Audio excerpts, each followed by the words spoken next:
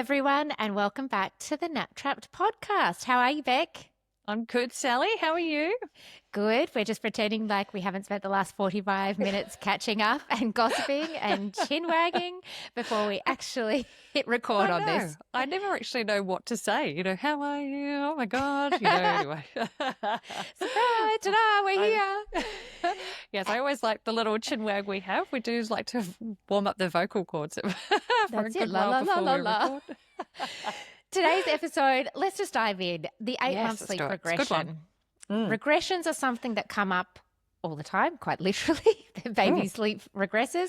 And there's a lot of commonly sort of ones that are benchmarked by age. We've got the 4-month regression. We've got people talk about a 6-month regression, 8-month regression. Today we're talking about the regression that can often happen between sort of 8 and 10 months, commonly referred to as the 8-month sleep regression. But what's your take on this, Beck? I think let's just get straight into it. What's your feelings on baby sleep regressions? A big question. It is. It's a bit of a big one because I do feel like there are some genuine regressions, obviously the 4-month one, because your sleep cycles are maturing. So I feel like that is like an actual regression. The other regressions that I really do subscribe to are like the 18-month regression and the 2-year regression. Not all little ones will go through every regression. So that is something to note. All babies will go through the 4-month one. So whether they're at 3.5, 4, 4.5, 5 months, wherever that sort of takes them, they will go through that. There's no avoiding that one. But in terms of the 8-month regression, I feel like a lot of families are really starting to feel oh my God, the 8-month regression is coming up, and they really feel quite strongly that a lot of things are going to go sort of south, with this 8-month regression. So it gets a bad rap. My take on this regression is actually that it's not a one single thing that is happening to impact your little one's sleep. It's a series of things that need to be looked at individually. So at around the 8, 9, 10 month mark, you've got your transition from 3 to 2 naps. So that'll happen somewhere between 8 and 9 months. There is separation anxiety that peaks at around that 9-month mark. There is your little one learning more mobility. So typically the pulling to stand, action will start to sort of, come to life, and you'll have a little one that's standing up in their cot and, unable to get back down. So we have to work through that. And then the last one would be teething. So lots of big factors to combat and find a workaround for. I'm going to be splitting hairs here. Can we go back to the 4-month sleep regression for a second? Because I am in complete agreement that all babies will go through the sleep cycle change where their sleep cycles mature, but they won't all necessarily experience a sleep regression or a regression in their sleep. And I think that, because I'm the first to say, absolutely.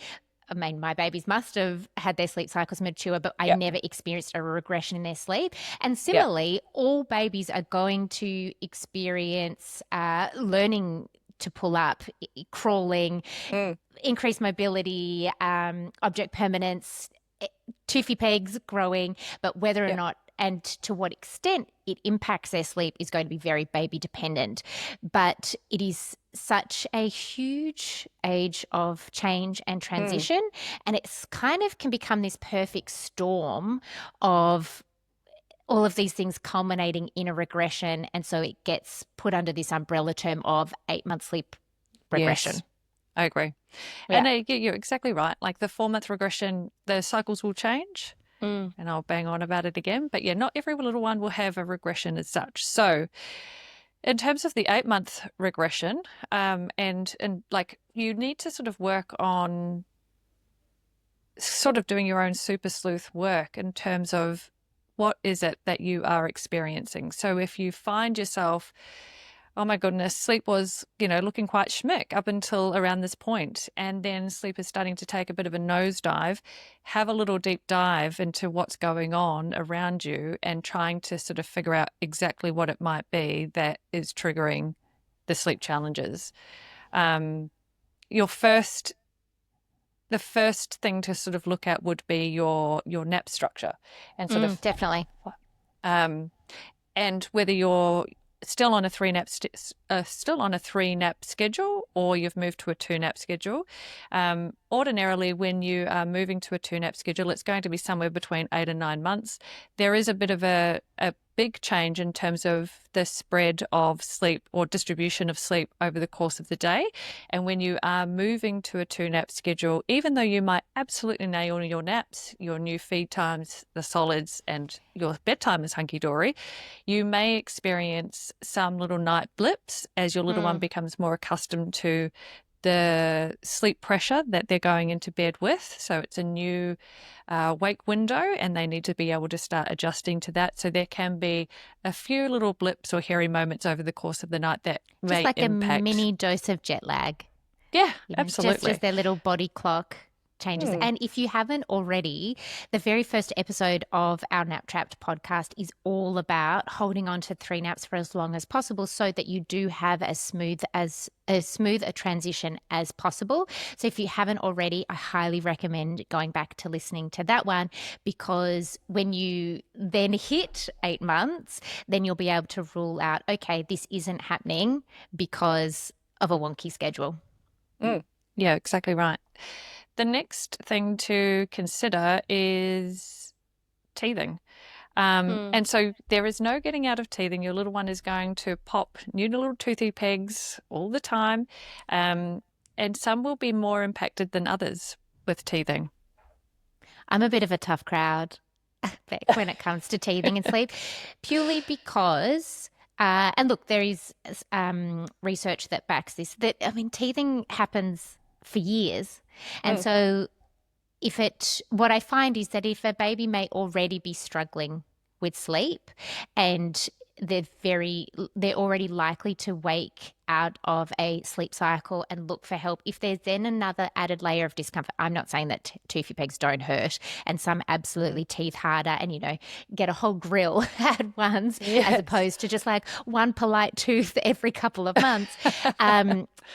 But it just is that additional layer if sleep is probably not, as you would say, already looking schmick. And then if things are looking very good and then you can see that a tooth is starting to cut through, absolutely, there's context, okay, it'll take a couple of days and we'll ride this out and then it should get better. It shouldn't be that teething totally sets everything back from weeks to months on end, in my opinion.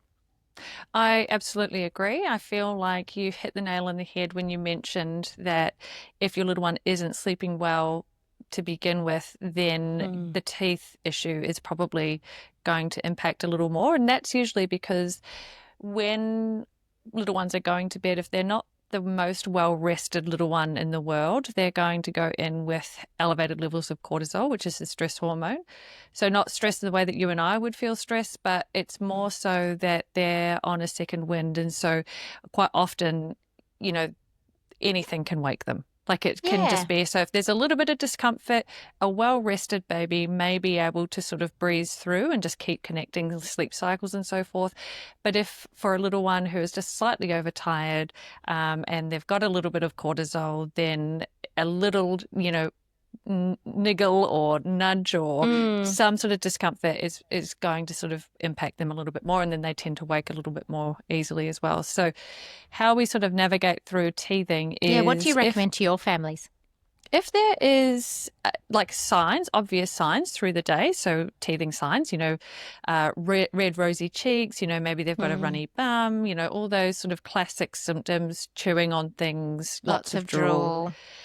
Maybe there's white raised gums, that's always a clear indicator that there is some teeth that are about to erupt. Usually it's the days leading up to the eruption that hurt the most or they're going to cause the most disruption. So when you see that, then I always encourage families to consider offering pain relief, and if they want to chat with their GP or their pharmacist about what, good disclaimer. I love that. Yes, could be worth not medical advice. Yeah, not medical advice. But it is one of those things, like if you see that they're in a little bit of discomfort or pain, then it's an easy way to rule it out. And, so if there's clear indications through the day, then I'm just going to encourage my families, look, see if you can time it well through the day so that before bed you're able to give a dose, so you can sort of start the night off with, a full dosage under the belt. I would always try and encourage families to consider Nurofen or what's the technical term for that, medical lady? Ibuprofen. Ibuprofen, that's right. There you go. Because it quiz. Targets. Yes, it was just straight out there. You win $5. Because it targets the pain. So Panadol and Nurofen will work differently, and Nurofen will target the pain, and it will give you a longer time frame that it will work for. So I try and encourage families to do that. And then what I would do is, if you've offered it at bedtime, then making sure that if they wake overnight, that you are actually continuing to dose them up at the correct times. So don't just assume that once they've been given a dose at bedtime that will last them the entire night. If after 6 hours the little one is waking and you know that they're due the next dose, then I would typically go straight in with the next dose. Just nip it in the bud, yeah. Don't sleep train through pain. Yes, no, exactly right. So, so that would be the key factor, actually. That tip would be to make sure that you're not starting a sleep, like if you are sleep training, don't start the sleep training technique until you have offered that next dose. Yep. Does that make sense? Yeah, just make sure that they've got coverage. If they're requiring analgesia and pain relief, make sure that they're well covered and that it's had time to kick in before you look at resettling and or sleep training. And I think if you do notice, maybe you haven't done any sleep training at all up until this point, and you notice a tooth about to cut through, hold off, work on some of the sleep foundations, wait for that tooth to cut through. Once it's through the gum, then I would say to families, okay, now you can sleep train. You don't have to put everything on hold because of a tooth. To be honest, I've never noticed my babies teething in terms of sleep. They'll wake up and be like, oh goodness, what's that fang doing that's erupted overnight? I do truly believe that an otherwise great sleeper and well-rested baby will just glide on through teeth. And if they don't, it should be a very short-lived blip. You understand the content. We've got the content. We can see 3 teeth erupting. We treat it. We meet their needs, and then we just get back on track when those teeth are out. I think one of the other things that commonly happens is increased mobility and the freedom both in the cot and, the exhaustion factor of crawling, pulling up, couch surfing. So making sure that during this age and stage that your little one isn't too overtired because they are using all of this energy. So even more reason why I really like to stick to an age-appropriate schedule. And if at 8 months that is still 3 naps because your baby's still taking that 3rd nap, fantastic. Don't drop it just because they are 8 months old and your neighbour's baby has dropped it already. They need to be well rested because they're doing all of these amazing physical feats. In terms of pulling up and standing up in the cot, this is something that we see that understandably can actually interrupt sleep. It can become a very fun new trick that, hey, mum, look at me. I can pull up in my sleeping bag. What are we going to do about it? And it can fast become a 2-player game. I stand up, mum comes and gets me, mum or dad or whoever it is, comes and gets me. They lay me back down. I pull up and rinse and repeat for the whole nap length and multiple times overnight. What I usually find is that lots of practice during the day. We want to encourage that couch surfing, counter surfing, and support your baby in learning how to, in fact, get back down. Because it's usually that they haven't figured out quite yet, and definitely not at 3 a.m. when no one's thinking straight, I need to bend my knees in order to get back down. What I usually tell families that if this starts to happen in the cot, do lots of practice during the day. And if you notice that my baby can very easily get up and down by themselves, then in the cot, you know that they can do the same and you mostly leave them to it. less is definitely more in that case. If they haven't quite mastered that getting down phase, rather than going in and picking your baby up and popping them back down. If anyone's watching this on YouTube, if we put a clip up, I am doing the action. Rather than scooping them up and laying them down on their back only for them to be a jack in the box and pop back up, it's actually more about getting them used to that feeling of being unbalanced and wobbly as they try and get back down. So what I usually say is gently curl their little fingers and sort of hold their hands and guide them during that wobble and the bending of the knees back down. If you're doing timed checks, or if you're doing a FERB or a modified FERB, or if that's what you've traditionally done when you have sleep trained, you just do that action at each of your timed checks. You don't need to go in extra so that it doesn't become gamified. And then once you know that your baby can get down and you've seen it, what they do during sleep is kind of up to them. The more you go in, the more it reinforces, I'm going to just stand back up so mum and dad or whoever come and get me. It's one of those things where once they learn that skill of how to get back down all on their own and sit on their bottoms and things, you'll probably find that they don't tend to stand up that often after that. The novelty wears off, doesn't it? The novelty wears off, and the novelty definitely wears off if there's not a two-player game like you referred to. So if they're just standing in the cot and they're just waiting for you to, and then you're and you can see that they're totally fine on the monitor and they're just standing up waiting for you to come in the door.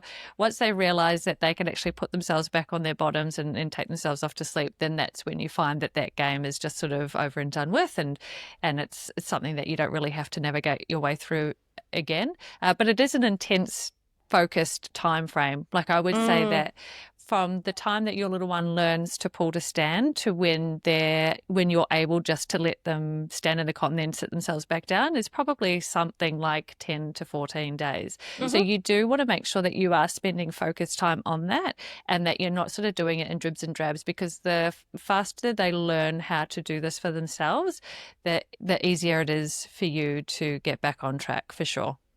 Sometimes I do also see babies, whether or not they've always been great sleepers and it's just part of this skill set, or you're starting sleep training at this age and they can stand at the same time, is that sometimes babies will fall asleep sitting up, and it's always so cute on the monitors. They just nod off. If you see that happen, bears. Oh, they're so sweet in their little cozy sleeping bags.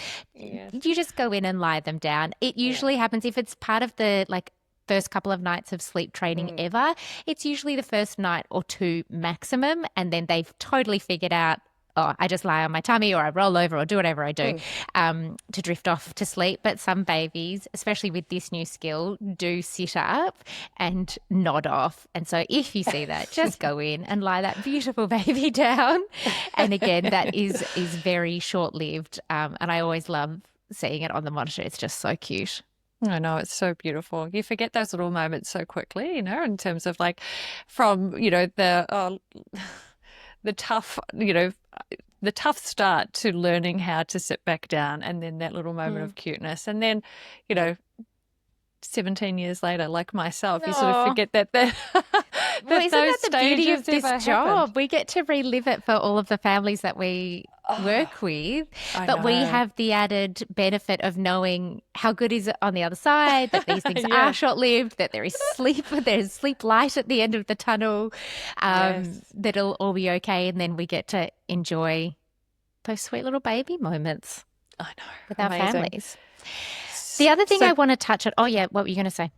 No. I was going to get cracking onto the last little blip that happens. Well, I was just going to say, in terms of the increased mobility, let's just talk about the hunger factor. Oh, yeah. Very important. Because with increased mobility, it comes increased energy exertion, and we want to be meeting our baby's caloric needs during the day, during this time. And as babies get older, caloric needs go up. So how do you factor that in for your families, Bec? This sort of starts with the scheduling for me. So Mm, usually between 8 and 9 months, like we keep banging on about, we're dropping from 3 to 2 naps. And when we drop from 3 to 2 naps, we are typically moving from 4 milk feeds to 3 milk feeds through the day.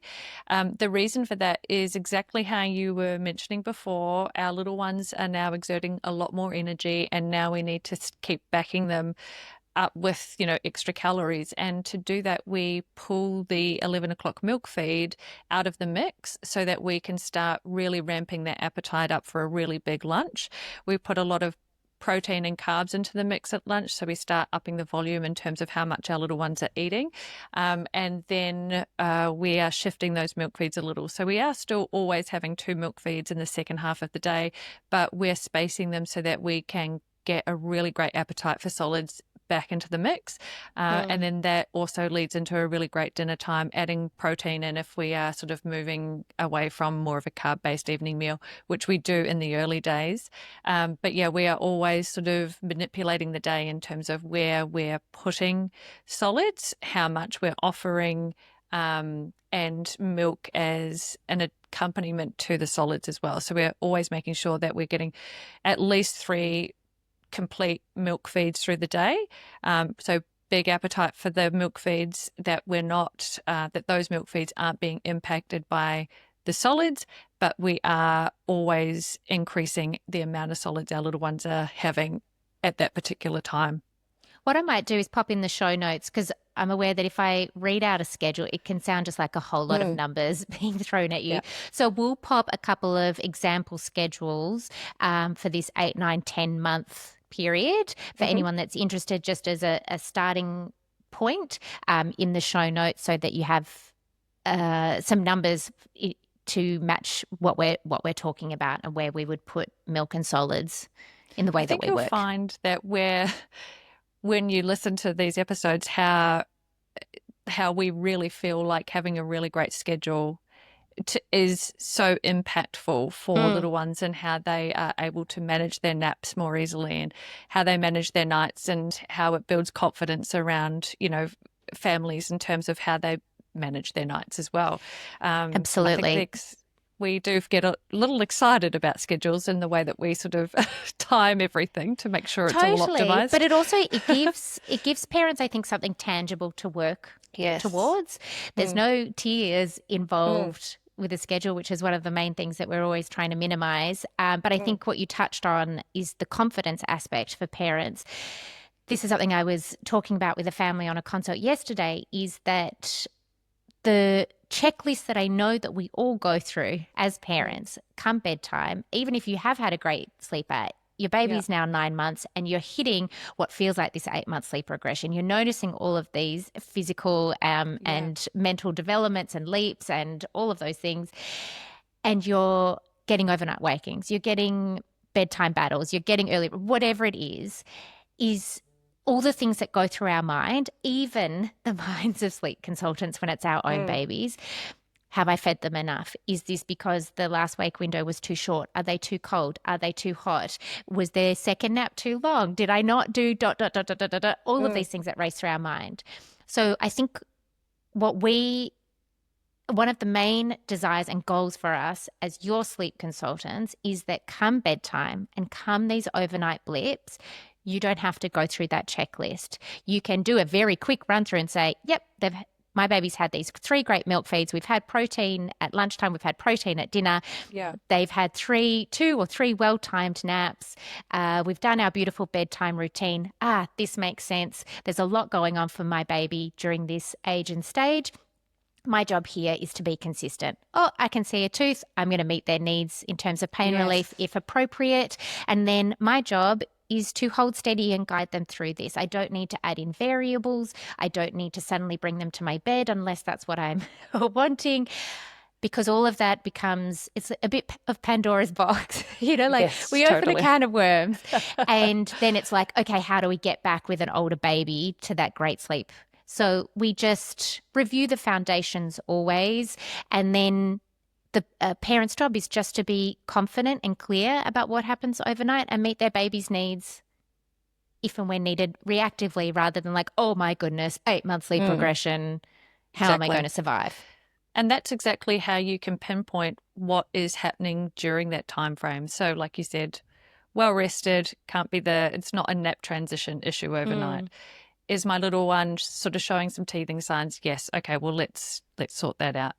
There's the pulling to stand. Once you've sorted that out, then there may be the very last thing that we sort of consider with the 8-month regression, which is the separation anxiety peak, Oh, which yes. happens around that 9-month mark, which can often feel a little bit, a little bit painful through the day, if I'm brutally honest, because you will leave the room, like you'll pop baby down, you can hear your phone ringing, or, you need to stir something on the stove, something like that. You leave the room for 10 seconds and already your little one is going, wow, like, come back. Yeah, or you just hand them to the other parent so you can have a wee. Yeah. No, just me? Yeah. But you'll just hear them, and it's because that has suddenly peaked again. It peaks around the 6-month mark, but also you get another one around the 9 months. So it can be really hard. As soon as you leave the room, you feel like they're sort of kicking off. During the day, in order to sort of encourage our little ones to understand that even though you can't see me, I still come back, we do games through the day, such as hiding behind the couch, playing peekaboo, walking out of the room just ever so swiftly, and then sort of popping your head through the hallway, like you are just sort of playing these you can't see me, now you can sort of games with them. And gradually you're spending longer, you can't see me, and then you can. Yeah. So, and by longer, I'm just saying it's like, 10 seconds, 20 seconds, 30 seconds. But of course, when you actually do have to do these big jobs of actually going to the toilet and you are out of the room for a couple of minutes at a time. How it's dare part we? of, how dare we? It is a teachable moment. Like you don't have to feel guilty about going and doing a wee. Like it just is what it is. And, it's a stage. And the more we sort of play around with that whole idea that even though you can't see me, I still come back, that's how you're going to get through the separation. Eventually it does settle down. So you just sort of need to sort of move through that. In terms of overnight and how that might impact sleep, if you've nutted out all the other things that we've sort of previously talked about, then if there are some random wakings that aren't happening because of a dodgy schedule through the day or wonky feeds or anything that you can attribute to that, then maybe there is a little bit of separation anxiety. And so to do that, my best tip would be actually to sort of do exactly what you do through the day. You can, here I am, you can see me, and now I'm ducking back out again. So not sort of adding into you need me to stay in the room until you go back off to sleep, but just a quick reassurance in terms of I'm still here, and you can, hand them their comforter, pop their dummy back in for them, and then head back out of the room again. So sometimes that's just all the reassurance that they need. So you're trying and doing is, meeting your little one's needs, absolutely. Really but responsive. trying not to add anything into the mix that doesn't necessarily need to be there. Yeah, definitely. And I think that's a great example of when there is separation anxiety, we will never tell you that you can't go into your baby.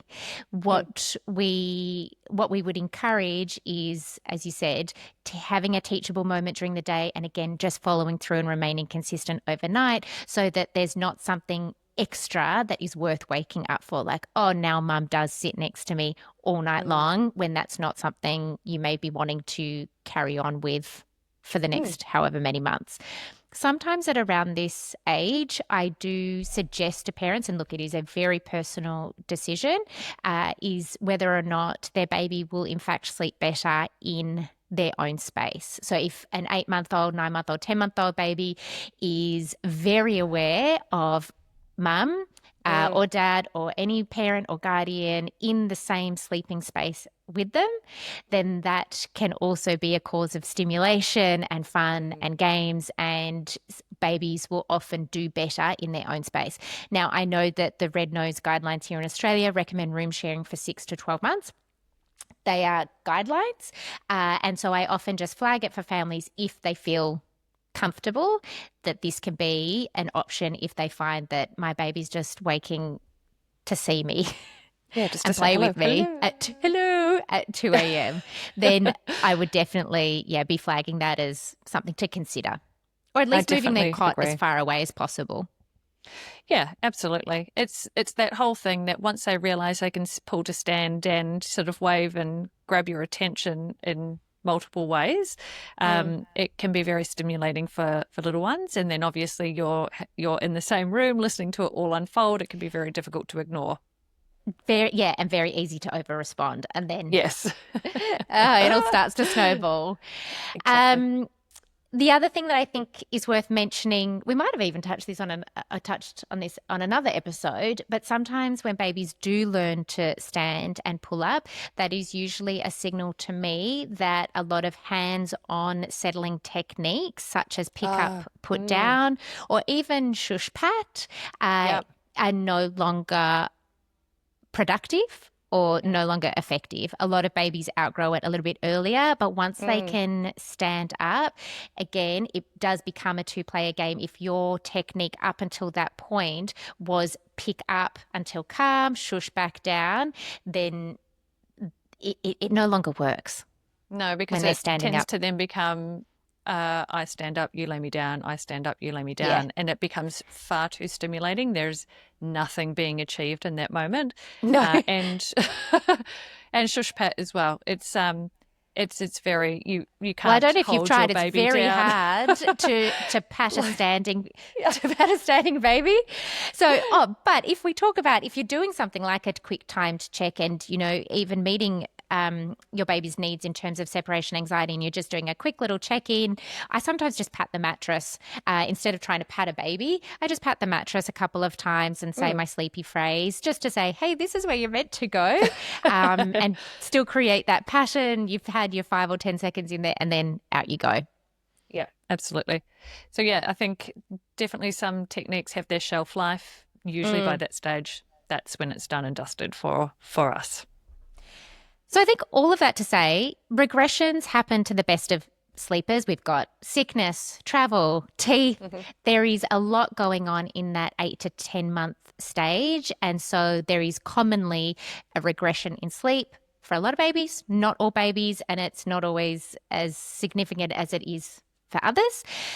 Whenever this happens, we go back to the basics. We go back to the great milk feeds. We go back to the great age-appropriate nap schedule. Have we dropped 2 naps too early? Do we need to keep that third nap? Or maybe are we trying to flog this third nap, and when in fact our 9-month-old baby needs to be on 2 naps?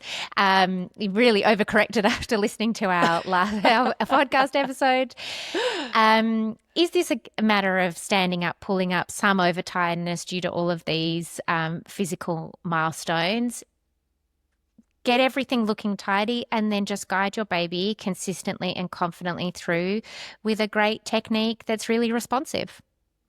And I think if you are ever unsure about what it is that is leading to the challenges overnight, both Sally and I have amazing packages that we can offer in terms of helping you get your sleep back on track, one-on-one packages. There's, lots of different options that we both offer.